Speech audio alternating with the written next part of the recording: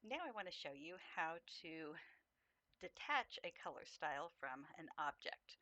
Let's say I have this particular object and I want to change the color, or I want to make changes to this object but not to the whole color style in general. So I come over here, and if you notice, I don't have that normal fill setting over here right now because the color style has been applied. To detach it, all I need to do is come over here and detach style. So now this comes back where I have the fill, and at this point, if I want to just make a slight change on this, I could, and I would only be editing this object, not every medium blue object.